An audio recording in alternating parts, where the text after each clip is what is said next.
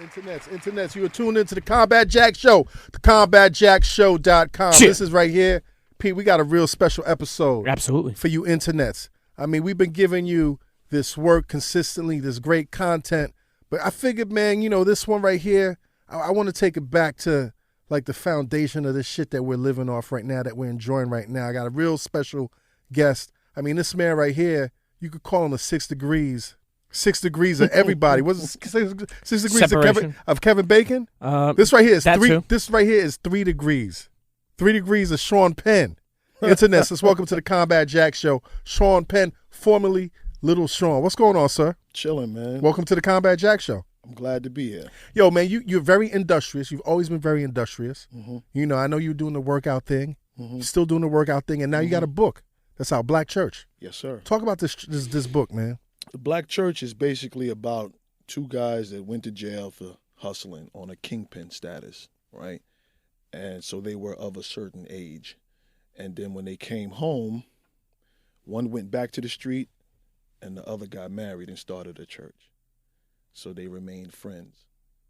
So you Because their bond is unbreakable. Right. We're talking about the main character is Trevor Dean. Trevor right? Dean. Right. So, you know, it's just like church, and I did church extensively, but when you walk in there, you don't know, you know, you already have your perception, right, and what you think is in there, but it's just people just like you that have, you know, a past, might not be pretty, and they're going to church to get help. So I was reading through it. I didn't get a chance to read the whole book. What threw me off was just even in the day, like even before it gets deep, just the daily operations of the church and the bullshit that the people go through and the bullshit that they bring to this pastor is crazy. Like, is this semi-autobiographical or based on experiences you had? Not really. I wouldn't say that, but, you know, it's just life. You're not going to go anywhere. So whether it be your job, your day job, you're going to encounter people from all walks of life. You're going to work next to somebody that's clean, cut every day, his suits are nice, his sneakers are clean, and then you find out, yo, this dude is on coke. He's been using it for a long Smoking time. crack. And you like, nah, not him. You're Right. like, yeah, him. So that's what it's about. You know, and I just felt like there's no better pastor, right, to have turned his life around and accept anybody coming in his church to get saved and turn their lives around than somebody that's lived That life.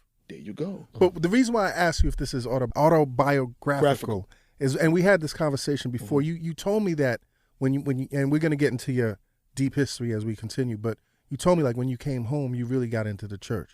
Yeah. Can you talk about that and how that in a sense inspired this book? Yeah. When I came home, well, before I came home, you know, being in the music industry since I was 16, that's all you did. And then when I came in, I mean, I walked in getting big money. So I don't know the stories of other rappers getting beat and robbed and jerked. Like, if you had a chance to retain, you know, the right legal representation and you really wasn't about trying to be on TV and be famous, you was about your bread. Right.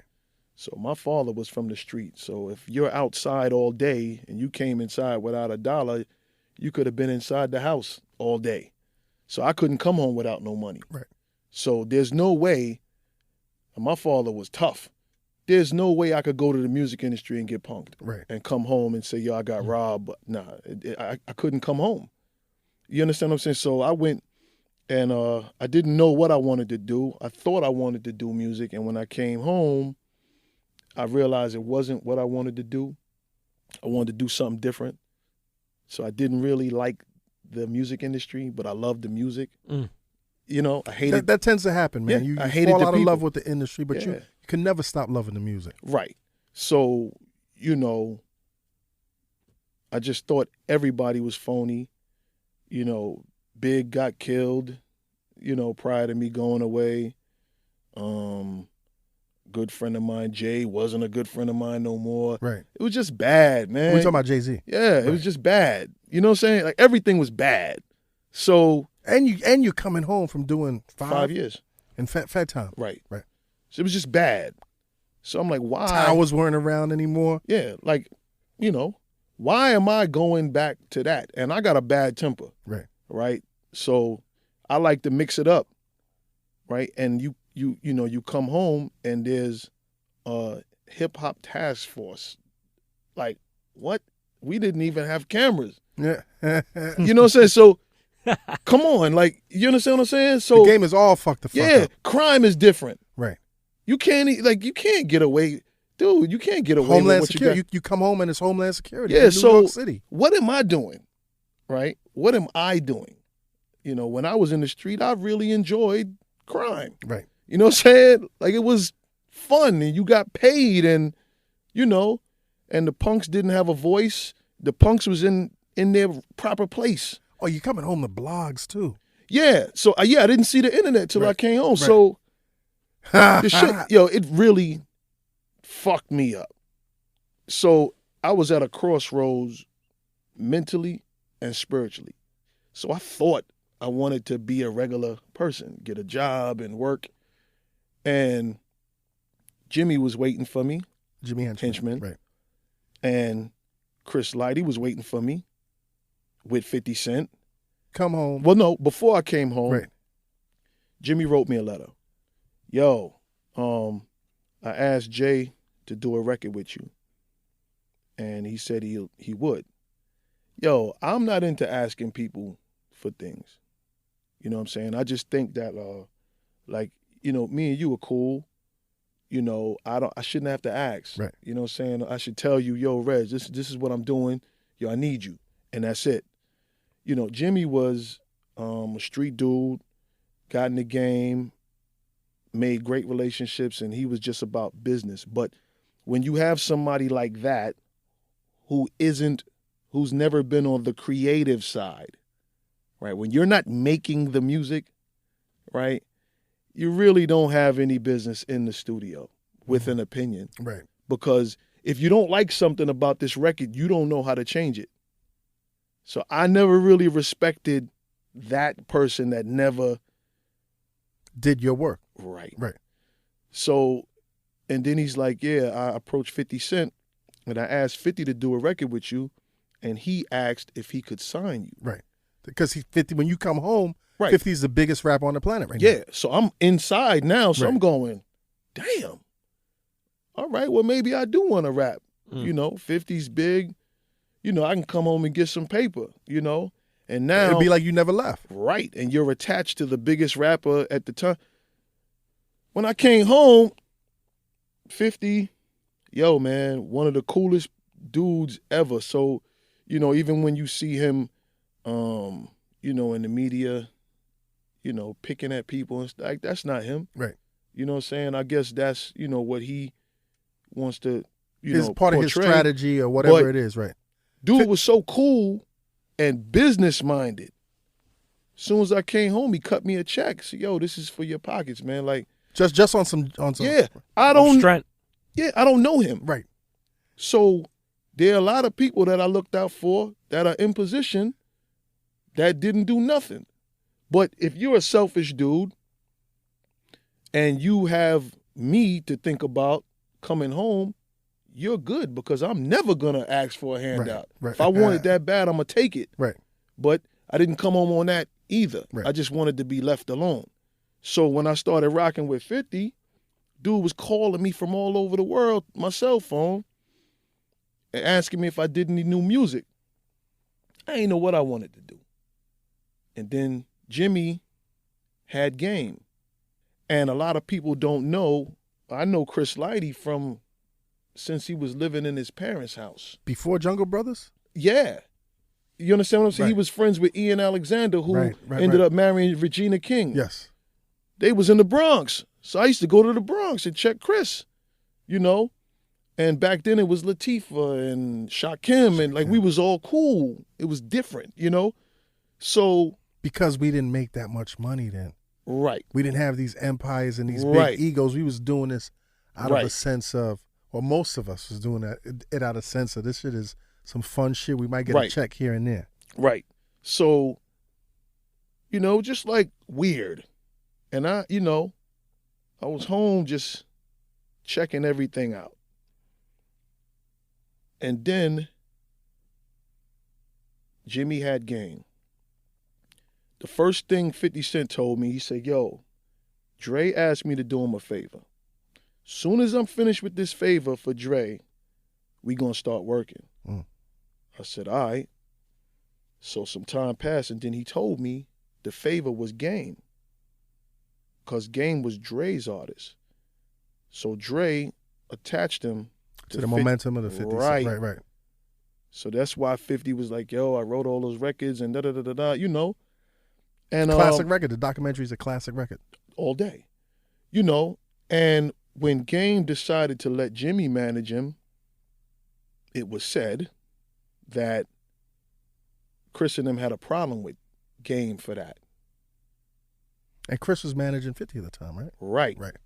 So that spawned the discord between Chris, 50, and Jimmy. Right. So now... And Game.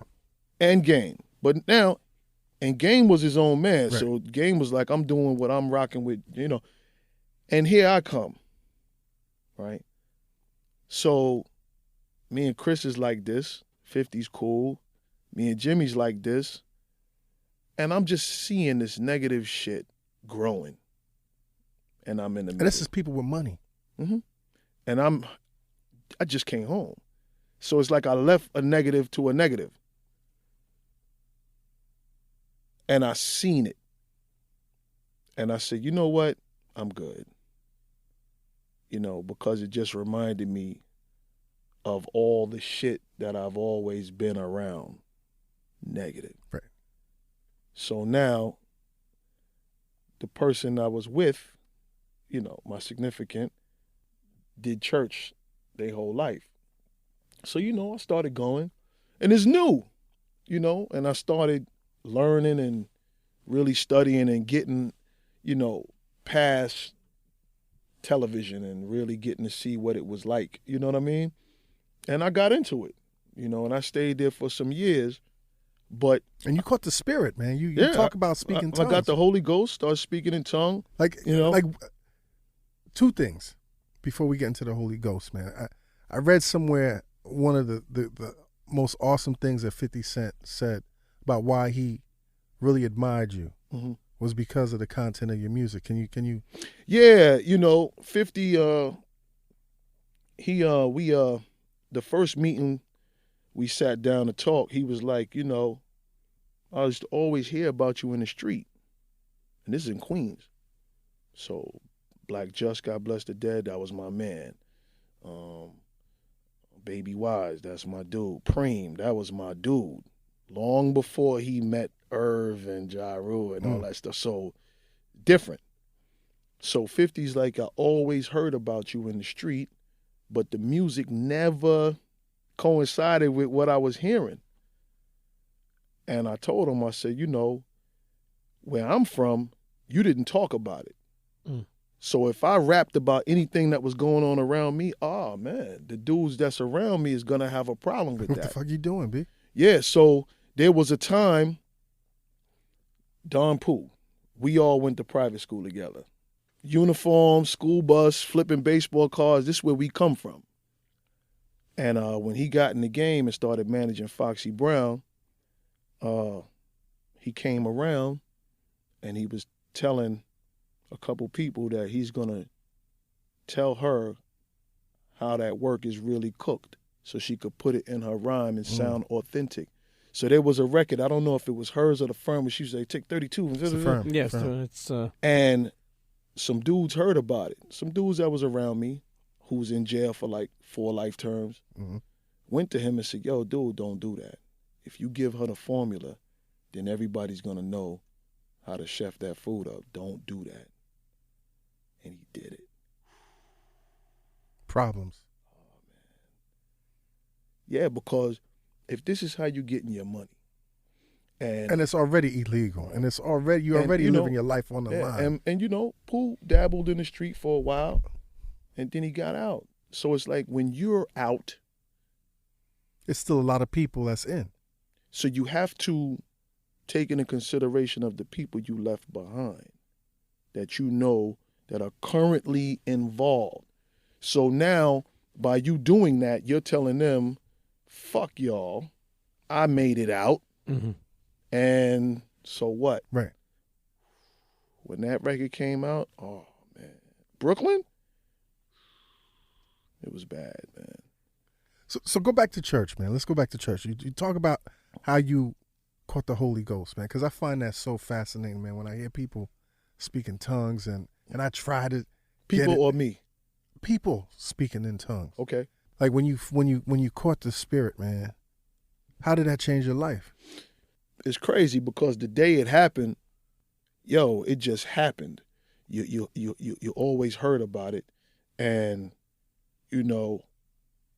if you don't have it, and everybody didn't get it. Yeah. Right? Right. So for whatever reason, God gives you that. It comes with a few things. But these things are always instilled in you. Right? So the world says the zodiac, and I could tell your future, and I could get around you, and I could tell everything about you. 5 minutes, I'll know everything. That's called the power of discernment. Right? If I can get around you and I could automatically read you and tell what kind of person you are quick, has nothing to do with witchcraft. It's the power of discernment. So these things That's a hustle right there. So I had a couple scuffles in the church. In the church? Oh, yeah. Yeah. With the usher? Of offering? Nah. So all of this is definitely inspiration. Right. For this book. Right. And you self-published this. Yes. Where can people find your book, man? My website, theblackchurchsp.com. Before Chris Lighty died, I was training him. Right. He had become one of my clients when I started personal training. I just wanted to be away from the industry. And he was going through his divorce or whatever, and I became his confidant. So I'm hanging out with him every day, just going from meeting to meeting. I passed him the book, unedited. He read it, avid reader, I didn't know. He was like, yo, I can get you a deal without it being edited. And he was like, eventually we go into television and we're going to start shooting. So all the stuff that's going on now, Power, that was already in the works years prior. Right. And this book. So then I get the phone call that he killed himself. I'm like, oh, man. Did you see that coming, man? No. We were texting days before that because I had lost touch with him for like 2 months. Right. And he told me he had got back with his wife. I thought that was weird, but who am I? Right. I wasn't married to her. You know what I mean? You know how that shit is. Yeah. So when he killed himself, I was like, yo, man. Like, I couldn't go to the funeral. Right. I didn't want to see him like that. Let's go back to the beginning, man. You grew up in Brooklyn, East Flatbush. East Flatbush. Your family was the first black family in the neighborhood. First black family in the neighborhood. Youngest of 7. Your father was in the streets. Your mom held the house down. So you grew up middle class. Yeah. When I got there, I was 3, and man, it was white, Greek, Chinese, not another black person for as far as the eye could see. It was safe. Yeah. Co-op building across the street. Right. Every day you seen the old white ladies in their beach chairs. Right? They was delivering milk. They was delivering milk in that we neighborhood. had a tin box where they delivered the milk, and they had a soda truck. The glass with the little paper top. Yeah. You drank your soda and you put the empty bottles back on the porch, and they can't. Come on. So, yeah, like I saw that. And then, all of a sudden, there was a moving truck on my block every day. Every day. Until every white person was gone. White flight. Yeah. And then. And did you know what was going on, or you just noticed it was? Nah, man, it just went from, white to black. Right. In your everyday. Right. And then how was the neighborhood changing? The neighborhood was still working class, middle class. Yeah, it was still all right, Right. man. You know, you saw people going to work and you saw them coming home. And you had happy kids and you had friends and the Yeah, whole we nine. played outside. Right. Like, my house was surrounded by grass. Right. So we always had a dog. Did you have one of them little blue pools in the back, man? Little plastic pools? I think so. Yeah, we did. Yeah. You know what I'm saying? Like, Yeah. I had a patio. Right. So how did things change, man? When did you, how old were you when things really started to change, man? Well, you know what? For me, and it's crazy because the book had me to reconnect with people that I haven't seen since the 8th grade. I don't want to see everybody, but it's certain people I was really cool with, male and female, and because I went to private school. Right. So the youngest of 7, my father, they had the bright idea that he was going to be the favorite, the lawyer, the doctor. So they sent me to private school, and I was the only one in there that was school bused with a uniform, the youngest of 7. Let me tell you something. And Don Poole went to the same school, right? Don Poole went to the same school. And he'll tell you, like, yo, man, my house was crazy. Like, my pops was a gangster. Right. And you knew from yeah, like, since you could know something, your pops was a street dude. listen, I'm the last of 7, so I'm looking at. I just got here. I'm like, damn, this is what's going on. Right. Like, Cash in the house. Somebody ain't want. Nah, Right. you never see. My father was different, man. Right. My father came out of jail in 1955. When he came out, this Italian, I want to say he was from Bay Ridge. His name was Philly Costa. He was a mobster. Took him under his wing and introduced him to construction. And my father was a foreman for the part of the job that was the foundation. And Philly Costa took him under his wing and just showed him how to save your money, make your money, numbers, everything. Like, if he was still alive, I couldn't tell you this story. Right. Right? And that's how we were raised. So my father, man, he was a hands-on dude. Right. So he was a quiet James Evans. Mm. You know, my father put the big hand down. Right. So and when he didn't, his mouth was crazy. So your father's doing all this to make sure that his kids Right. don't do this. So what happens, man? Well, now I'm in private school, right? Yo, man, this private school, they were physically abusive. So It's old school. yeah. So whenever you see Pooh, like, he'll tell you. So for me and my house, you know, my house was crazy. So school was supposed to be the escape. Right. School fucked me up, man. Like, school made me hate school. Like, you be physically disciplined. Oh, man. By the teachers. All the time. Right. So The school still around? No, you crazy? What school was this? It was Prince of Peace, Okay. Christian Day School Okay. on Warefield and Bushwick Avenue. Yo, man, let me tell you something. I just had this conversation over the last couple weeks. I just ran into this girl I went to school with, lady, whose husband is a pastor now. They have their own church. She's a first lady. It's the first time I've seen her since 8th grade graduation. Right. Man, she hugged me. Yo, we was out there I haven't seen her since 8th grade, 13 years old. So, you know, she wondered what happened to me. I wondered what happened to her. And we was just talking about the physical abuse. So if it happened today. Well, that should be shut down. Right. So I But knew. it was a different time. Yeah, but I knew it was bad because it was happening in my crib. Right. So when I went to school, I'm like you had physical abuse going on in the crib. Come on, man. Right. So So I'm like, fuck this. Like, this ain't it. So I never forget, man, in the 3rd grade, they had a teacher, man. I want to say she was from Barbados, named Miss Ritchie. Punched me in my back, man. Yo, when she punched me in my back, yo, my hand to God, that was the first day that I said to myself, when I get of age, I'm killing her.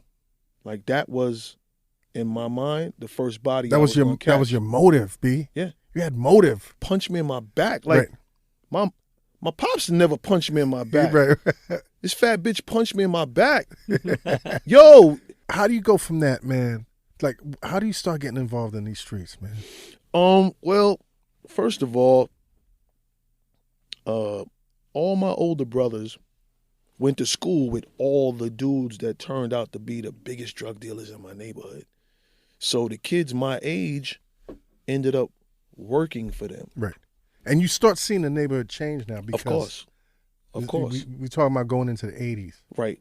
Some of them were on the corner, hand to hand, and then the others were on the bag out team. You know what the bag out team is? No, what's the bag out team? All right. Bagging it up? Yeah. A bag out team would be a crew of people that were responsible for cutting up Weighing, the crack putting in a bag. capsule at that time, Yeah. right? And then they bag it up.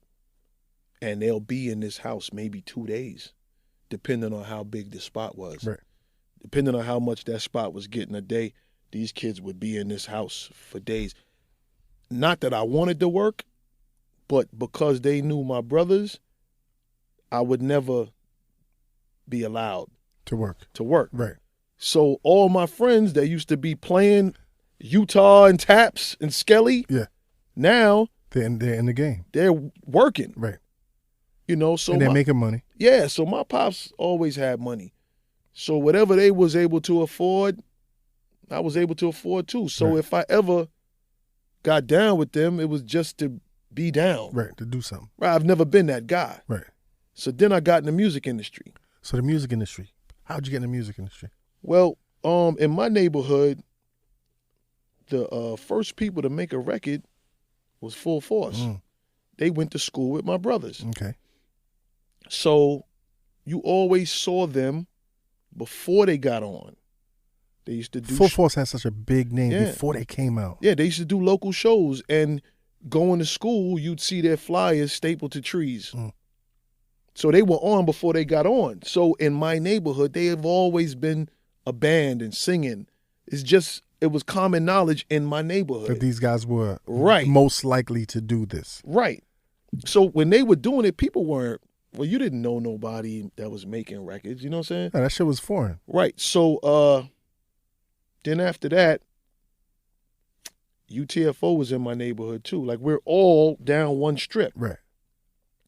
And I used to hang out at Kengo's house every day.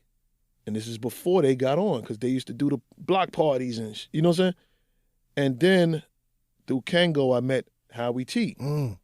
Howie T is still one of my best friends to this day. Howie T was the music behind all of these guys. Did all the music. Right. So where you thought it was Mixmaster Ice doing the cutting, it was Howie T. doing the scratching. Right. All the Full Force hits, Howie did all the music. Chub Rock. Chub Rock is Howie's first cousin. So Chub Rock was down too at the time? No. What happened, there was a kid that lived across the street from me that wanted to start a group, but he didn't write. I've always been a writer. Right. So he came and said, yo, we can get a group together and you can do the writing. And I'm like, all right, bet, because I always knew it was money in writing. Right. So I'm like, if you don't write, you don't get paid. Whatever, I'll write, right? And he found this guy. So he calls me one day. He's like, yo, man, I want you to come across the street to my house. There's a guy that want to be down with our group. He said, man, when you see him, don't laugh. Right. Yeah.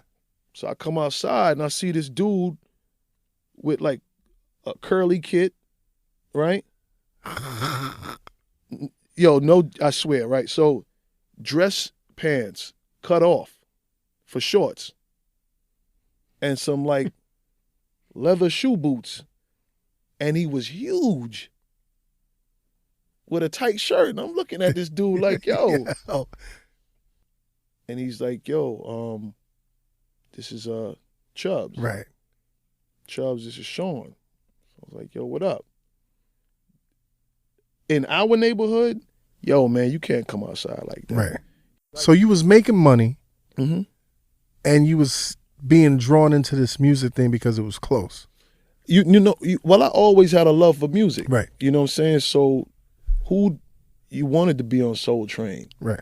You know what I'm saying? You wanted to get interviewed by Don Cornelius. You seeing the rappers was cool, you know? and the drug dealers was making the money, but Right. you didn't want to So go you to was jail. playing both. Mm-hmm. And the thing is, you knew early on not to talk about the shit that you was doing.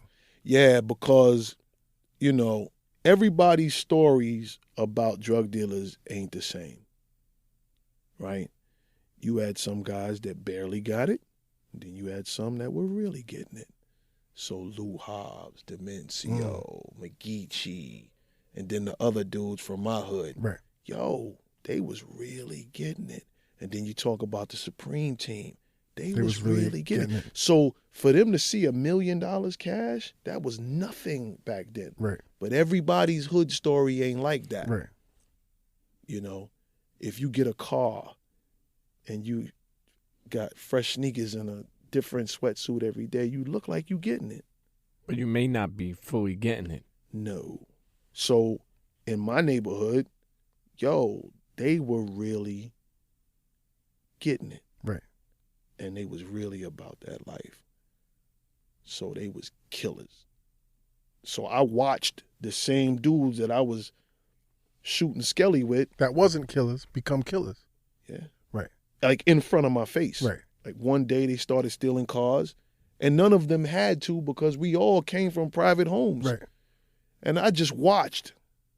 But I never, like my father always said, if you get locked up for defending yourself, call home. If you get locked up for stealing, don't call home. You ain't got to steal. And he said, when you go to jail, when he found out that I was running around, right. He said, a killer's said when? Yeah. He said, oh, you going. He said, I went, you going too. He said, when you go, a killer's going to tell on you. He said that, man, maybe 15 years before a killer told on me. What convinced you to get in the game, man? That's really what the question I'm trying to get at, man. What convinced you to get in the game? Because you didn't have to. Nah, I didn't. You see, the thing was, like my pops was the kind of dude, man, it was his way or no way. Right. Right? So, you had to cut the grass. You had to sweep the walkways. You had to walk the dog.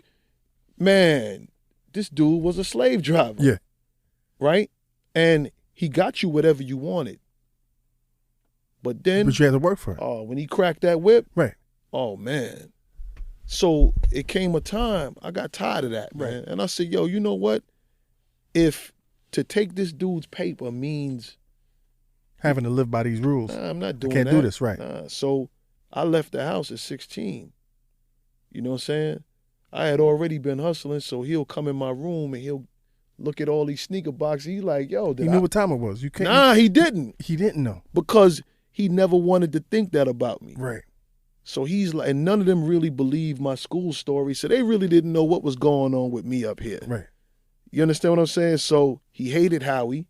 Howie Why? used to come by my crib with all loud music. Why do you hate Howie, though? Because he knew Howie was pulling me to the music industry. Right. Father's old school, so he ain't believing that.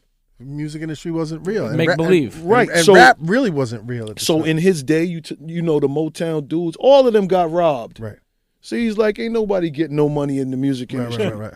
What's going to make him believe that I could get money? Until he saw it. So when I went to college, my college was paid for. What school did you go to, man? Borough, Manhattan. Okay. Now, how'd you start getting money from the music industry? Simple. I got my first deal with Select Records. Right. Through Howie. Right. Howie was producing everything at Select. And he loved your flow. He that was my man. Right. So when I met Howie, I didn't know how to count bars. Right. But you couldn't just come in and spit. Nah. Howie taught you how to make music. songs. Right. Right. So that was a valuable lesson under him, right? I signed a deal, put a record out. I ain't get no money. Right. I ain't really understand the game, but I understood I ain't get no money. I was already hustling on the block before that. Right. So I'm like, I stopped that to do this and not get no money? Nah, this don't add up. So I told Howie, I'm like, yo, dude, I'm good, man. You don't want to do this rap thing. Nah, like I need to get money. Well, allegedly, didn't you have to handle that situation with Select? Yeah, because now when my next deal was coming up, there was a deal on the table with MCA. Howie went up there for a meeting. Andre Harrell had just hired a young Shawn Combs. Right. And he asked Howie, like, yo, what are you working on? So Puffy walked in taking meetings with every producer. Right. Like everybody. Anybody that had anything out worth listening to, he took a meeting. So when it came to Howie's meeting, he's like, yo, what you working on? So he played whatever he had on him, and 2 of the demos was mine. Right. I never stopped recording. It was like exercise at Howie's house, right? It's therapeutic from all that Yeah. stress. So Puffy was like, yo, can we meet him? So Andre was like, yo, he sounds like LL. Like, can we meet him? So he's like, yeah, I don't see why not. Sounds like LL in a good way or a bad way? Good way. All right, okay. Always Right. a good way. So he said, can you bring him here tomorrow? So Howie was like, I don't see why not. I'm back on the block. So Howie pulls up on the block. He's like, yo, man, I gotta holler at you. So what's up? Now, is Howie pissed off at you for being on the block? Is he mad at you? Howie was the type that he was quiet. Right. You know what I'm saying? So you really had to read his face to tell. You know what I'm saying? Me, I ain't really care. You know what I'm saying? But he ain't like it. Right. You know what I'm saying? And that was never his thing. Right. You know? So he was like, I took a meeting. They want to meet you tomorrow. It's like, all right. I said, yo, is this the real thing this time? He said, I don't know what they... Were you out of your deal with Select? No. You still in the deal? Yeah. Okay. I just wasn't doing nothing. Right, I right. said, I'm never making another record again. Right. Right? And this guy was Italian that owned Select. It was an independent label. He had Kid and Play and whatever. Yeah. And Full Force had all of those guys signed to him. UTFO, Whistle, Howie, Roxanne, Whistle, right. the real Roxanne. They were signed to him. So they always used to say that Fred was in the mob. Fred, Maneo, right, who owned Select. right. Man, listen, my father, I come from a tough father, so I ain't really give a fuck about that mob shit, right? You got to show me. Yeah. So we go up there and To- to MCA, sit down with Puff. Andre Harrell came in. All right, cool. So Puff was like, yo, would you mind writing for anybody? Mm-hmm. At that time, you thought every rapper wrote their rhymes. Writing for somebody? I was fucked up. So I was like, You want me to write for a rapper? yeah. Right. And he was like, yeah, this new artist we got, we working, putting his album together, you know. I would like you to write 5 songs for him. I looked at Howie, I'm going, yo, is he serious? He's like, yeah. So the music industry thing is starting to pop. Yeah. And you start doing this a lot more. You kind of start not really doing the street shit that much. Not at all. But you knew a lot of street cats. Yeah, they were all my friends. Right. So when I got in the industry, if I went to album release party, that's who was with me. Right. I never had no rapper friends like that. Right. You know, so that's who I'm showing up with. And they're filthy, right? So we're driving the same cars. You know, I can afford what they can afford, but I wasn't hustling for it. Right. So the kids my age in my neighborhood, they wasn't getting money like me. So now all the top drug dealers in East Flatbush all respected me for getting money in the industry. Now, I wasn't Right. selling no records, Right. but I was eating. He was eating, and they saw it. Right, because I was writing for people, and then Right. Who else were you writing for? Or it's confidential. Yeah, well, Right. you know, the father thing wasn't. You know what I'm Right. saying? My name was actually on the Right, record, you were know what I'm credited. saying? Right. So you were a writer. You weren't a ghostwriter for Father MC. Right. Right. But you were writing for other people. Oh. And you were seeing it. Mm-hmm. And then how did your rap career start? Like, so you were signed to Select. Yeah. So after that, Howie got me a lawyer. Right. Denise Brown. Denise Brown. Who taught me the game. Denise really schooled me to publishing, right? So I had some writing projects under my belt. And you know how that go. Like once you written something, it was easy to get a publishing deal, right? So then Andre and Puff offered me a deal. At Uptown. Yep. And then Denise had a deal for me at Capitol Records in L.A. And they were like, you know, there's still this lingering thing with Select Records. But you And- just signed on the cuff. You didn't even. Right. Right. Nothing. And they were like, you were underage when you signed. He Mm. didn't bring you through the courts, but we don't want that to come back and hinder anything new. Because you got all this opportunity out Right. for new money. Right. So Howie, they put Howie up to call him, and Howie called him and he was like, well, Howie, how this thing works, if you guys buy me out, Ah, So Howie, we all had a meeting. Right. And Howie said this at the meeting. And he said, what? If we buy him out? I said, give me 2 days. I went up to Select, kicked his office door open, sat down. He didn't even know who I was. So much time had passed. right. And he was like, Who are you? What's no, going he on? said, just come in my office. And I said, you don't even know who I am. I said, I'm little Shawn. Remember me? Hey, you just can't barge it. And I backed my hammer and put it on the table. So let me tell you something. All that mob shit you was feeding the full force, I don't give a fuck about none of that shit. Right? I'm getting ready to sign a deal. One peep out of you, dude, you're going to disappear. I never wanted to make a tough record because getting in the industry and seeing the fake shit, all the toughest rappers were the softest rappers in their neighborhoods. Mm. Right? Why would I make a gangster record? I couldn't. You didn't have to. I couldn't. You couldn't. I couldn't talk about my father. Right. I couldn't talk about the dudes in my neighborhood. Your colleagues. Yeah. So why would I do that? Right. So now you're free, and you sign to Capitol Records, Yeah.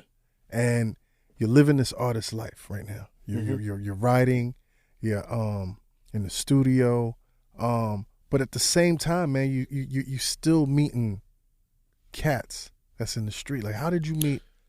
I didn't meet them. We all grew up together. Right. So, So I've like- always known them. So like somebody like a Haitian Jack. Oh, Jack hung out around the corner from my house. Okay. So all the dudes from my neighborhood, Jack went to school with. And how'd you meet Jimmy Henchman? Jimmy. See, Jimmy is from East Flatbush, Right. but a different section, right? He was from Vanderveer, right? So years ago, we'd stand on the corner of Troy and Church every day. We'd just be out there all day. And Church Ave was the strip for the drug dealer. Mm. Dude got a new car. He's coming up Church Avenue That's like the mini 125. all day. Right. Right?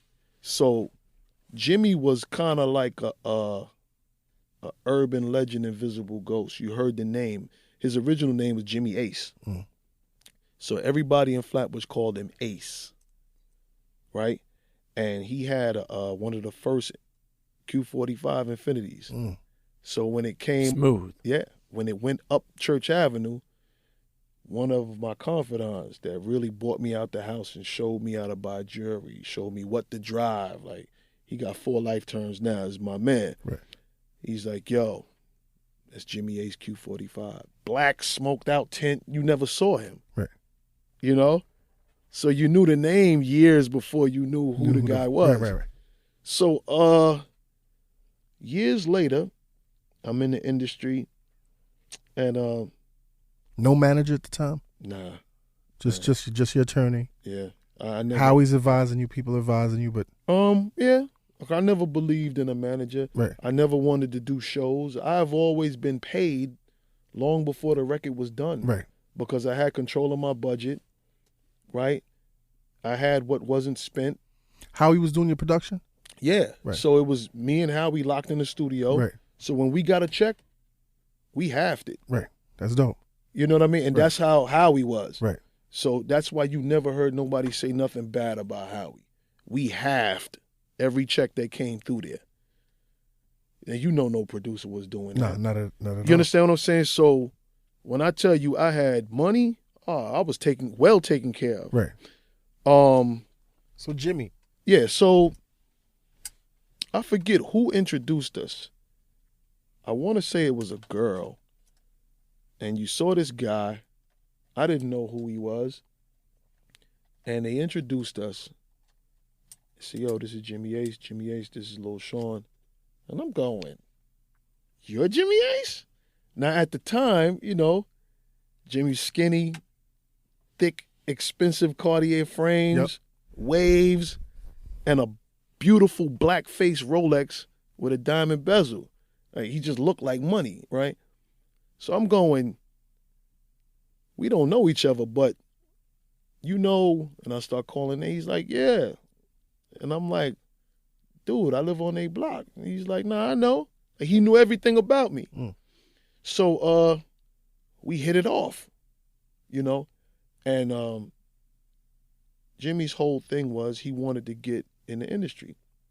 He had been doing, he started How Can I Be Down with Peter Thomas, right? Music conference. Yeah. Peter Thomas, who's now on the Housewives of Atlanta. Yeah, Housewives. And that's crazy right there. Crazy, right? So I was like, well, you know, what are you doing? You know what I'm saying? I've always been connected because of Puff and Andre. So I'm like, you need any help? Like, you know, any advice? I don't really know how much money he had at the time, but I know he had a lot of money. Right. And he was like, nah, not really, but, you know, I was thinking that, you know, I would like to manage you. And I'm like, yeah, it's nothing to manage. Right. I'm good. I'm self-contained. I'm not doing those shows. Right. I hate the industry. I hate the people. You can't manage me. I said, but I'll introduce you around to everybody and you could say you manage me, but I don't. Dude, there's nothing to manage. Right. And you can't manage me anyway. You already know how I was back then. Yeah. Yo, talk about your relationship with Big, man. How you met Big and why your name was so important in his first single, man, Party and Bullshit, man. You know, it's crazy because, you know, you see all these, since he died, you hear all these big tributes and these big records and you don't hear mention of me, which is great. You know what I'm saying? Because I've never been that guy anyway. Right. Right. So if I do something for you, don't tell nobody. Right. You know, so as long as you know, I'm good with that. So I had a show at the Muse. The Muse. On West Broadway and Canal. I got about 96 niggas with me. Right? And that's how we roll back then. So we backstage, champagne everywhere. And Puff walked in with this fat dude. I think he had an orange Champion sweatshirt on, you know, and he was just looking mean and shit. So you never heard about this dude before. Right. So again, I'm tipsy as usual, right? So Puff was like, yo, Shawn, I need a favor. I'm like, anything, what's up? He said, yo, this is a guy that I'm thinking about signing. I want him to go on before you in freestyle. I want to see how he does in front of a crowd. This is his first time performing? I think so. Right. And I said, all right, whatever. So he said, he's from Brooklyn too. I said, oh shit, Brooklyn? No doubt. Shook his hand, hugged him. He went on freestyle to Biz Marquis's Doodle Rap. After that, Party and Bullshit. Big always wanted to know why I never came around. You know, came around where? Just, you know, the shows. Like when he started popping, I think I came to one video, maybe two. But the shows and stuff like that wasn't my thing. Right. You know what I'm saying? And if I did come around, you know, I was off to the side. I made sure I walked up and greeted him. Right. But that wasn't my shit. You know, so before he died, before he died, I'm in the tunnel one Sunday. It was my favorite spot. And D-Rock came through the tunnel and said, yo, man, Big told me if I saw you here to bring you to Daddy's house. He wanted to holler at you. You know, if I didn't go to Daddy's house that night, I wouldn't have seen him before he died. That's crazy. And this is after Tupac. This is after the whole Tupac thing. Yeah. Now, where'd you meet Tupac, man? It's crazy because I met Tupac through Jack. Right. Jack had a barbershop on 217th and Linden in Queens, which was next door to a comedy club called Manhattan Proper that they did every Tuesday. So we'd be in the barbershop long after they stopped cutting hair, drinking champagne every night, especially if it was a Tuesday, and then we'll go next door to Manhattan Proper. So one night you come to the barbershop, he's in there with Madonna. Right. Jack always had a knack for celebrity. They loved him. Right. Another night it was Shabba.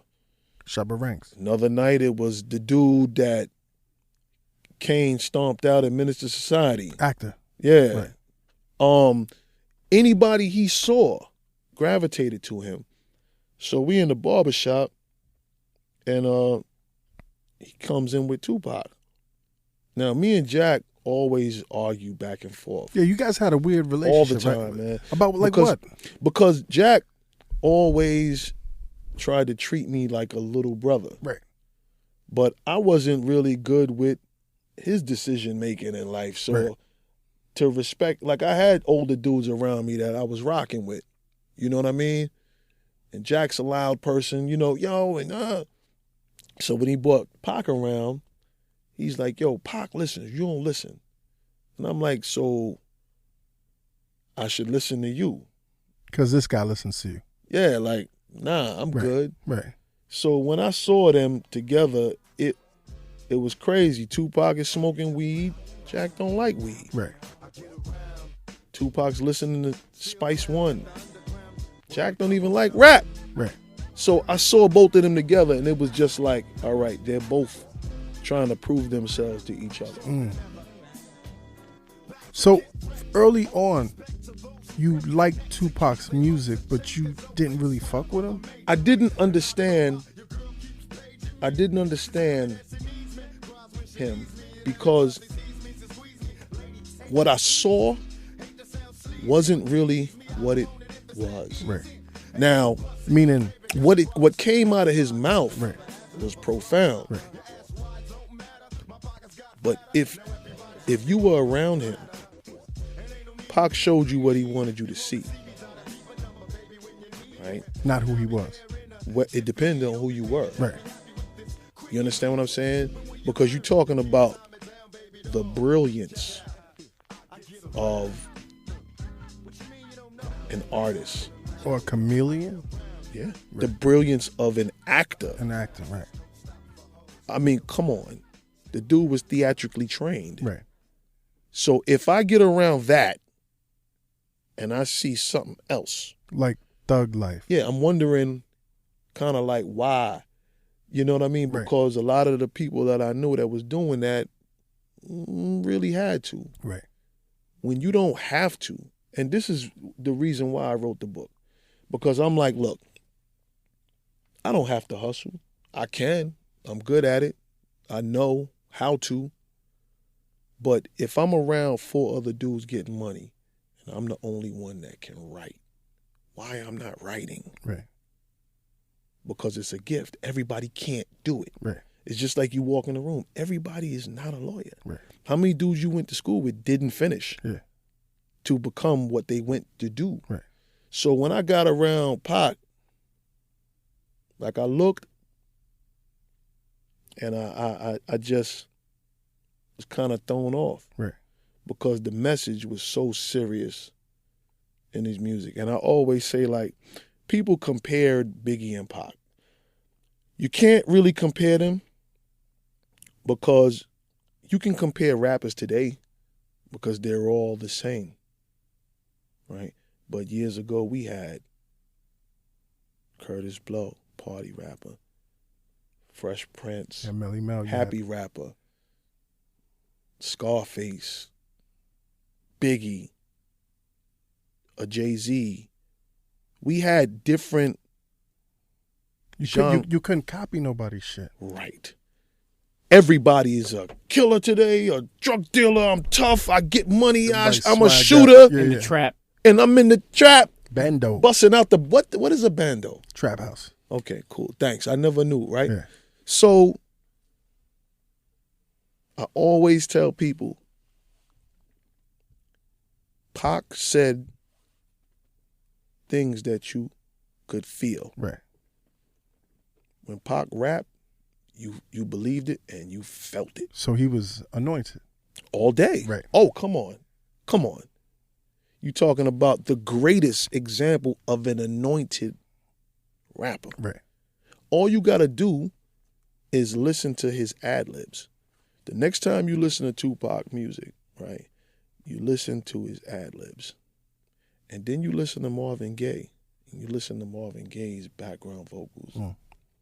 They're all over the place. Right. Nobody else ever did that. Right. Right? And had it make harmony, right? And now you talk about Biggie. Biggie said things that you could see. He was a graphic artist. Right. Biggie painted a picture. Pac gonna lead the troops. Right. But Biggie's gonna give you the vision. Biggie's gonna give you the movie. Right. Right. Whether it's true or not, he gonna show you. Did you introduce them? No. But you met them separately. Yeah. And so when you saw their relationship, because you were tight with Big. I didn't see it. You didn't see it. I never saw it. Right. I heard, but I never saw them together. Right. Ever. Right. I heard. You know, I didn't put Biggie on stage for the first time to hang out with him. Right. It was something that you did for Puff. Right. Right. And based on the strength of your relationship with Puff. Right. Right. And Big never forgot that. Right. Anytime he saw me, stopped everything he was doing, and we were cool. But that's who Big was. Right. And he showed you mad love. And come on. And then the bigger he became. Listen, before he died, he was trying to sign me. Right. To Bad Boy. They had went on Hot 97 and announced that they signed me. I wasn't signing. Right. Because I always felt like and this is when it was heavy at the now height, of course. with Sugar and Puff. But now, at that time, if you signed me, because what happened, Puff always felt like he had to do something for me. Right. Right? So, I wish he felt that way now because I need him for this book. But what's your relationship with him right now? We're cool. Right. You know, like, again, you'll never catch me reaching out. Right. You know, he'll hear this. I'll never do that. Right. So it's always a respect thing. Right. So he was trying to sign you. Yeah. Before that, I had got off at MCA, and Puff was like, "Yo, man, I was thinking about bringing you to Bad Boy, but I gotta sit down with my whole staff." Yeah, I was loose, man. You know. So he's like, I'm like, why you got to sit down with your whole staff? It's your decision. And he's like, nah, I don't work like that. You know, everybody got to feel comfortable. Everybody got to want to work with you for me to bring you over here. I'm not going to make them do nothing they don't want to do. Right. So I'm like, in my mind, that's bullshit. You know what I'm saying? Because, come on, right? So the next time he saw me, we was at the Palladium. And he was like, yo, I spoke to Jermaine Dupri. I think I'm going to take you over there. And I was like, I don't want to be on no So Def. Yeah, I swear to God, right? So... But you didn't ask Puff to do you a favor. Nah. Right. So I saw Big. Right. And Big was like, yo, man, me and Puff was talking. I told Puff, we need you over there. Now, whether it be true or not, you know what came with me. 100 niggas. Brooklyn. Right. The dangerous side of Brooklyn. So I always felt like, and then somebody referred to me as the New York Tupac. I hated it. Right. Because I felt like I was being used as a pawn. To beef up. Right. So this now, camp, this East Coast bad boy camp. So my crew, Scooter, and them was like, yo, Puff gonna stay. And they wanted in. Right. And I said, fuck that. Because you're not going to be a pawn. I'm not doing that. Right. And I said, nah. So Big had stopped talking to me. He was mad. Yeah. So one day me and Rhonda was walking to the Rhonda Cohen. Yep. The Black Expo, I want to say it was. And somebody jumped out of a Benz and was like, yo, did you sign? Now look, it was Big. I'm like, nah, man. He said, I'm not talking to you. He jumped in the car. I think that was the last time I saw him. Oh, that's crazy. No. D-Rock came to the tunnel, said, Big said if I see you, to bring you to Daddy's house. Yeah. And I went, and he was sitting there. Easy Mo B had just laid the beat for going back to Cali. Mm-hmm. I'm old school. Right. I don't see no pen, no paper. So Right, I'm right. So this is the first time you've seen the creative process. Yeah, so I'm like, what do you mean you writing? Right. He said, nah, I do that shit up here. And That's I'm crazy. like, I don't have a memory. Mm. And C's is breaking up weed, and they got another piece of aluminum foil with like some black shiny shit, right? Mhm. I don't smoke weed. Right. Never did? No. Right. And I grab the foil and I sniff it. Smell like bathroom cleaner. I'm like, yo. Oh. Was that hash? I said, yo, what is that? Right. Big said, that's that shit, Playboy. Right? So I said, what is it? He said, it's the liquid hash, man. I said, how high y'all niggas want to be? Big said, this high. Put his hands up. I said, God. Listen, let's go to a quick break. And when we come back, man, I want to talk about that very famous night that changed everything. F your radio, F your TV show, and F your podcast. Cheer. Be right back. Yo, internets, this segment of the Combat Jack Show is brought to you by Pro Flowers. Valentine's Day is next week. Her girls are going to ask her, what did you get her for Valentine's Day? You got to impress your women and her friends. You'll be a hero when she posts all over Instagram that you came through for Valentine's Day. This is it right here, 100 Blooms of Love with a free glass vase for just $19.99. Impress her even more by upgrading and add gourmet chocolates and a stuffed bear for just $9.99 more. Go to proflowers.com and use my promo code COMBAT. Pro Flowers is quick, easy, delivery on Valentine's Day is guaranteed. So go to proflowers.com, click on the blue microphone in the top right, and type in COMBAT. That's proflowers.com, click on the microphone and type in COMBAT. Order today. This deal expires Friday at midnight. Guaranteed delivery on Valentine's Day. And now back to the Combat Jack Show. Chocolates. Internets, you tune into the Combat Jack Show, the combatjackshow.com. Man, we got history in the room right now, man, with Mr. Shawn Penn, who's telling us like all these behind the scenes stories, man. Before we get into that eventful night, man, at Quad Studios, man, you were saying earlier, man, that, you know, you came up listening to these rappers rap about things, and then you realized that it wasn't true. What was the experience that made you realize it wasn't true? Did you meet a rapper that? Well, what happened when I first got my first rap money, Right. you know, my right-hand man who's doing 4 life terms right now, he was like, I'm going to show you what jewelry to wear. I'm going to take you to the jeweler. I'm going to show you what car to buy. I wasn't a car dude. He said, I'm going to show you how to really, really do it properly so that these people are going to respect you. He's like, they ain't got no money, man. He said, I got money. He said, everybody you grew up with got money. Dudes ain't got no money. I'm telling you, smoking mirrors. Trust me. So, you know, at that time, I'm saying to myself, he might be wrong. Right?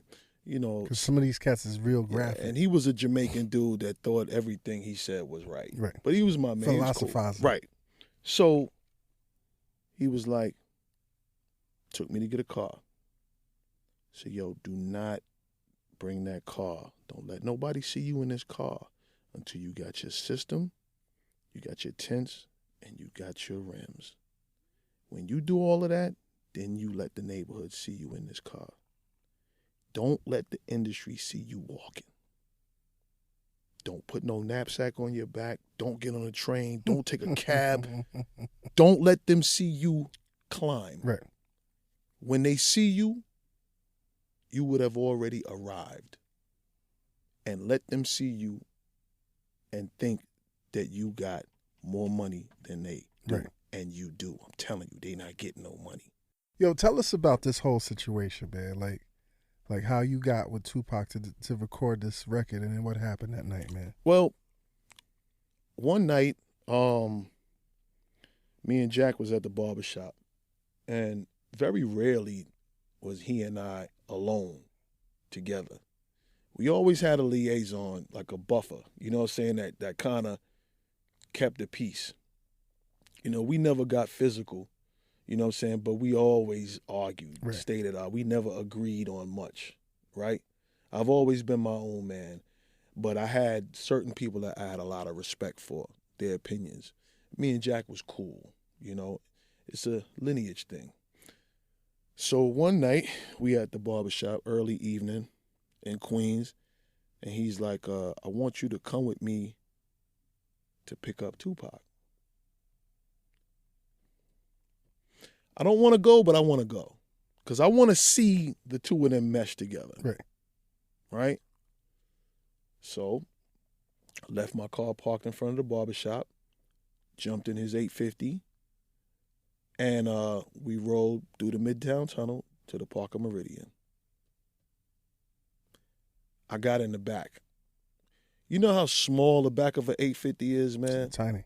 Tupac is coming out the hotel. I've never been so scared in my life. Or what? Yeah, because I'm like, listen, if I'm going to jail, man, I got to go on my own merit, right? Tupac comes out the hotel, gets in the car, don't even know I'm in the back. Got his gun on him, takes his gun out. I'm going, oh, man. Like, this is not Reckless. even, yeah, I can't even open a door. I can't get out unless somebody in front gets out. Right. Ziploc bag of weed, Spice One tape. I know Jack got a gun on him. I'm in the back going, yo, please let me make it back through this Midtown tunnel to my car in one piece. Right. I'm praying. Jack drove off, maybe a block and a half, and then say, yo, Pac, that's Shawn. Shawn, Pac. He turned around. Yo, what's up, man? And it was like I wasn't there. Right. He's blasting Spice One. I know Jack don't want to hear that shit. But he's not contesting it. And I'm sitting there going, yo, where am I? Right. Right? So. This is New York or this Cali? So I got my fingers crossed to get back to my car. Get back to the car. He's like, yo, Jack says, yo, we gonna go. I think it was a chick named Lisa, had a restaurant in Long Island. He said, we're gonna go to Lisa's restaurant to eat, and then we're gonna go out to the city. Go pick up Scoots, man, and meet us. It's like, all right, no doubt. Right. Nice meeting you, Pop. Cool. Yo, I got in my car and tore ass up Springfield, right? And I called Scoot. I'm like, yo, where you at? He said, my mom's crib. So I'm coming over. I get over there. He's getting dressed. Yo. So Jack called me. He said, I said, dude, I just got to tell you what just happened.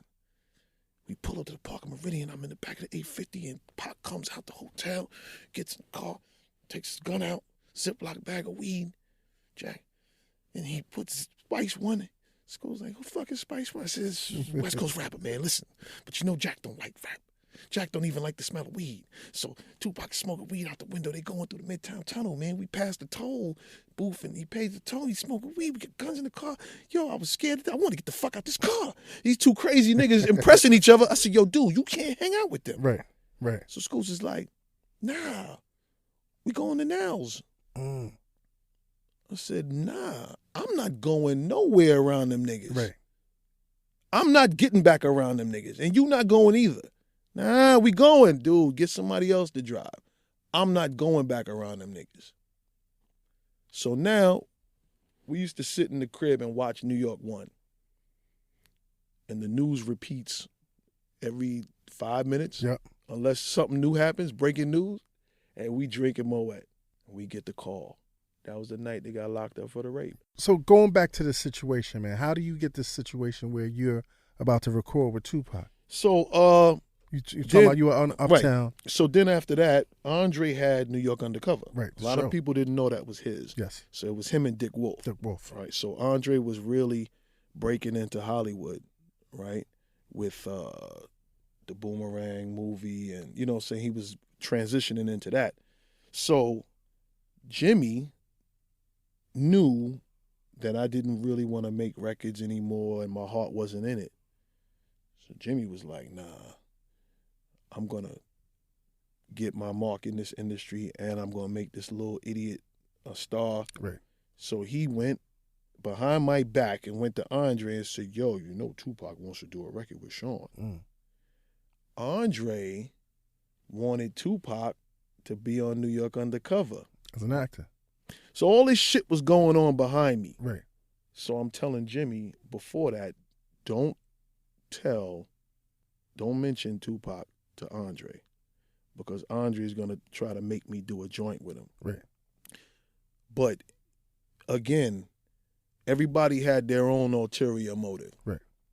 Andre wasn't thinking about me doing a record with Pac to break me. Andre was thinking about getting Pac on New York Undercover. And this is a great way to break bread with him. Right. So now if you give Tupac a job on his TV show, and it was a hit TV show at the time, you'll put money in his pocket. And Pac didn't really have no bread like that. Right. So above the rent, I think he got 15 grand Right. to do that. But Damn. yeah. So at the time, yo, dude, it was, everybody wasn't eating like that. Right, of course. So Andre called me in for a meeting, and he was like, yo, man, I heard Tupac want to do a record with you. And where'd you get that from? He said, Jimmy told me. I'm like, I never heard that. Right? So Jimmy set up meeting up with Pac and Andre about New York Undercover. So now I get a phone call from somebody at the label saying I had a session to record with Pac. Bryce Wilson was producing it. From Groove Theory. Yeah, now who was another one of Jimmy's producers. Right, exactly. Right. Now I gotta show up. I don't want to go. Right. Because it wasn't about me. It wasn't about me. It was about Jimmy. It was about Andre. More about Andre. It was about, right. So I gotta go. Because, and at the time, in a record company, you could get away with getting your living expense, your living advance. So right. I was getting $3,000 a month for nothing. Right. Right. So I'm going, man, this guy, man. If I don't show up, they're gonna come on. Tupac was still a big star. Right. Right. I wasn't no big star, nor did I give a damn. Just give me my money. Right. So if I don't show up, that might jeopardize my check every month. You know what I'm saying? Freeze my budget. Yo, man. So I call Howie. I'm like, yo, man, I don't want to drive to the city. I got to find a way to get out of this. You got to come with me to this session. So I bought Howie and my man. Right. Went to the studio. Yo, we up there. Big is upstairs recording with Junior Mafia. All of a sudden, Puff shows up. And now my studio session, which is normally empty, or with my dudes, my own personal friends, rolling dice and drinking, is full of the Uptown staff, right. Puffy. It's crowded like a party. I'm pissed. The shit just was some phony shit. And it wasn't about me. Right. I'm like, if it ain't about me, that's fine. I don't want it to be about me. So we there hours. You knew what kind of record you was going to record? No. Okay. I heard the track. I hated it. Who produced the track? Bryce. Okay, that's right. I never heard it before. Right. I'm a dude. I like to write before I go to the studio. Right. Because I don't want to waste no time. So this is a force thing, man. Yeah. So when I walk in the studio, I'm going straight to cut my vocals and I'm leaving. Right. It's my budget. And this is pissing you off also. I'm hot. It's a party now. Right. On your budget. So no Pac. Right. Hours. I want to leave. I can't leave. Right. So I'm stuck. Jimmy shows up. Like, yo, dude, what's up with your man, yo? So now I'm like, I'm taking it a little personal now, right? Where I didn't want to be there in the first place, right? Andre's not going to no sessions, man. You ain't go platinum, Andre's not showing up. Right. Andre shows up. I'm like, yo, man, this shit was a circus, right? So now, somebody calls upstairs. They just said Tupac got shot downstairs in the lobby. Yo, when I tell you I went crazy, I just started throwing shit in the studio. I'm like, yo, all these motherfuckers in this, what the fuck are all of y'all doing here in the first place? Right. Y'all was coming here to see a Tupac sighting. Get the fuck out. So now the cops locked down the floor right. and the building. So you couldn't leave. right? So now, elevator opens, Pac. And he's like, yo. And I'm like, oh, shit. This motherfucker really got shot. He got shot. You see the blood. Yeah, so his man Stretch is helping him out. I know Stretch from Queens, God bless his dad. So I go get his other side, and we help him to the couch. But he can't sit down because he was hit here. Right. So he In go the to sit groin down, area. he screamed, and he was like, yo, the fuck, right?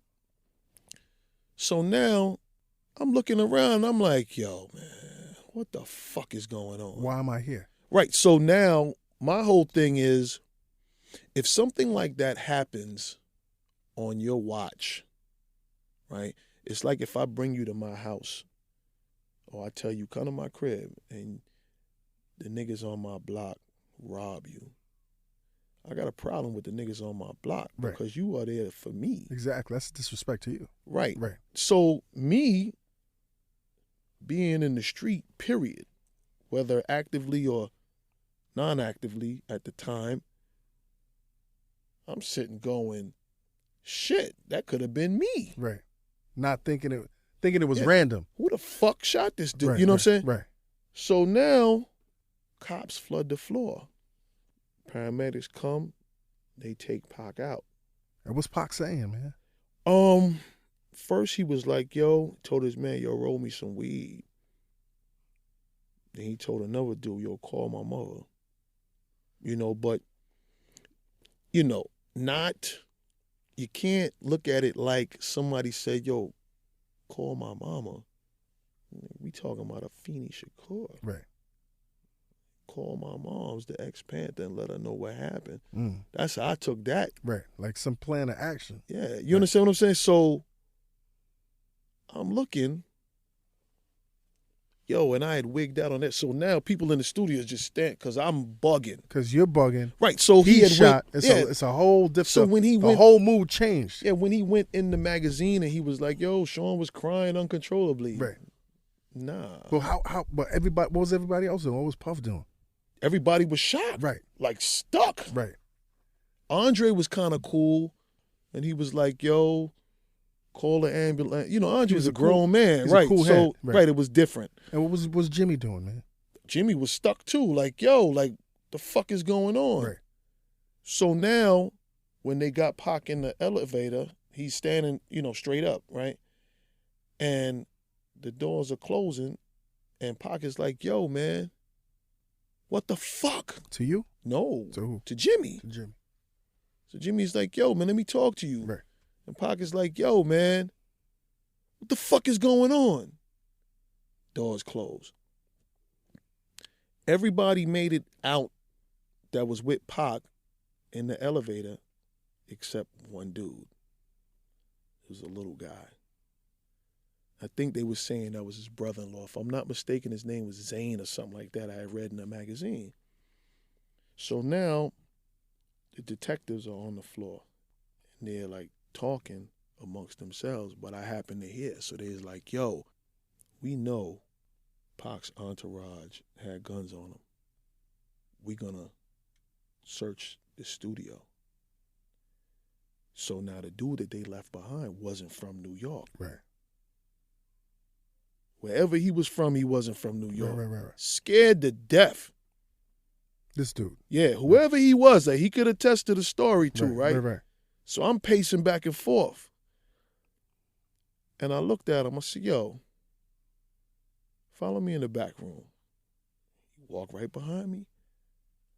And I said, yo, you dirty? And he didn't say nothing, he just looked. And I searched him. He had a hand on him. I said, come with me in the live room. Had a piano. I said, yo, give me that. Took his hand off his hip, put it in the piano. I said, when y'all come back here, it's in the piano. Right. The only people know that is me and you. Right. He was like, yo, man, thanks. I said, all right, no doubt. Cops searched the floor, let everybody go, right? A time passed. Pac had already started accusing Biggie. Right. Whoever did it, you know it wasn't him. Right. right? And now Biggie wasn't that guy anyway. Right. You know what I'm saying? That just wasn't him. So we talking, me and Big. And Big is like, yo, man, I can't believe this dude would accuse me of doing that. Me and this nigga was super fucking cool, man. Like, he know that's not my style. And before, when Pac first started hanging out with Jack and everybody, Biggie or somebody in his camp had said something to him about it, and Pac went back and told Jack and them. Yeah, and Biggie had got robbed. Right. Biggie got robbed? Of course. Damn.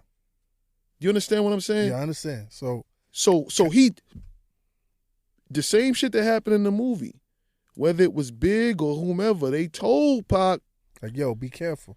Yeah, I mean, he didn't really have nothing to worry about, you know what I'm saying? But still, it's your friend telling you. And Pac went back and told them. Told Jack. Yes, and that's when they didn't fuck with Big no more. Right. Right? So Big was like, God damn, this nigga just turned, you know. Right. So we talking, and Big was like, yo, man, I'm the one that went to the studio and got they hammer the next day. Out the piano. That's all he said. Right. And I said, yeah? I said, I'm going to tell you where it was at. He said, how the fuck you know? I said, because I put it there. Right. I said, it was in the piano. He said, oh, shit. I said, yeah, it was the little guy had it on him. So if you think about it, right, if you remember, when Pac first went to jail, he did the first interview where he had the frames on. He said, Thug Life is dead. Right. It's all clean. It was the weed. Right. I could think clear. I'm focused right now. And when Suge came and put that 1.7 up. Different story, different attitude, different act. I was the only person questioned for that. The cops questioned you, right? The only person. Right. In Andre's office. So I was like, all right, I'll let y'all question me. I didn't have nothing to hide. I don't give a fuck, right? But I already had a case in Midtown North and cases all through, you know, Brooklyn. But so we sitting there, Andre's there, and they said to me, so we heard you were jealous of him. And that's why you jealous of Tupac. Yeah. Right. That's why you got him wrong. I was like, what? I said, I agreed to sit down with y'all for that? Right. Y'all got me fucked up. Right. I said, yo, man, come back with cuffs. I got up and left. The fuck did I, you understand what I'm saying? Yeah, definitely. We heard. Where the fuck you heard that at? Right. And I'm there. I always kept a lot of jury on. Right. Like, huh? And I left them sitting there with Andre. You know what I'm saying? But Big was fucked up behind that. Of course he was. But that whole thing after that was all Suge. Yeah. It's all orchestrated to sell records. At a crazy price, too, man. Yo, dude, that contract was written on toilet tissue.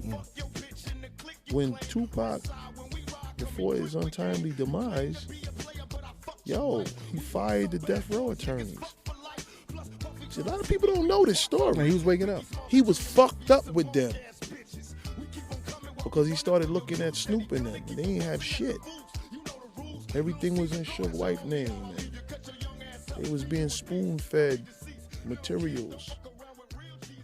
Pac wasn't no dummy. Right. His first manager, Atron Means. Atron, yeah. Older man, wise, smart dude. Okay? Pac wasn't no dummy. Yo, let me ask you something, man. What do you think about years later, man, them putting this whole shooting on Jimmy Henchman? You know what? And then now Haitian Jack is like, yeah, like recently he just came out and was like, yeah, Jimmy Henchman, like he set that shit up. And he said that? Yeah. Did he say that? Yep. He said that? Yep. I would have to hear him say that. Right. And not no disrespect. I'll just show you. I'll show you that. I need to see that. Yeah. But no disrespect to you. Right. Of course not. But that's not the Jack that I knew. Right. You know? But what do you think about Jimmy carrying that weight on this whole Tupac thing, man. What do you mean? Like the Jim part of Jimmy's case is that they implicated him on this Tupac shooting. They didn't implicate him on the Tupac shooting. Not in the case. Yeah. No. In the case, he's holding that. No. You sure? You better read the paperwork again. I'll read it again. Go to the smoking gun. Mm. That wasn't none of the charges. None of the charges. Why? Can't be substantiated. Right? Because anybody that has ever came out or whatever they put out on All Hip Hop, none of those people were put on the stand and questioned Right. for a jury to hear. Wasn't tried. Yeah, but some guy came out and said the henchman paid him. And what happened? You follow what I'm saying? No, I hear you. The thing is this, right? So you're saying you don't believe all that at all? And you know why? I'm going to tell you why. Because if he ever did that shit at my expense, knowing that I'm going to be there, knowing that I was the only one questioned for that shit, it's a violation. Right. That was 94, man. Right. How fucking dare you? That's a problem. Like, that's a problem. Right. So if you had a problem with dude, and you bring it into my house, yo, my nigga, that's like me, again, bringing you around some people that don't like you. And I'm going, yo, Reg, you all right? You with you me? good. And I turn my back. Right. And you get shot and robbed. It's a violation. Right. I would have a problem with me before I have a problem with the niggas that actually shot and robbed me. Right. You follow what I'm saying? Yeah. So where I'm from, that don't fly. Right. I don't know Jack to be someone that would do that. I'm not saying he won't. Right. I'm not saying he didn't. Right. I'm saying I don't know that guy. Right. And you don't know Jimmy for being that guy either. No. Right. You know what? Not towards me. Right. I never had a problem with him. Yeah. You keep in touch with Jimmy? No. Okay. Can't. Right. You know? And it's just sometimes, man, you know, the streets, man, you live and die without actually living and dying. Right. Some relationships got to die. Right. After that whole Tupac incident, I got turned off to the industry. Yeah. And then Big died. And then Big died. I remember hearing you on the radio. I remember hearing you on the radio. Let me tell you something. Yeah. When Tupac died, Giorgio Armani threw D'Angelo a party. I was there. And At Clark the Armory, Kent, yep. he died That night. right before Clark, we got Clark there. announced it. And Angie announced it on the record because we was Right. home and I was getting dressed and Angie announced it. Oh, that thing broke my heart. Right. You know, because in my opinion, he didn't have to die. Right. It seemed like a senseless, unnecessary killing of someone that could have propelled his career to a Sidney Poitier because he had it. Right. He had it. Right. Well, listen, man, you've been really generous with your time and the information, man. Let's talk about this book one more time. Tell the audience where they can find it. You can find it at my website, theblackchurchsp.com. People go out and cop that book. What is it again? The Black Church. Black Church. No, I mean the website. Theblackchurchsp.com. Go cop that. Yes.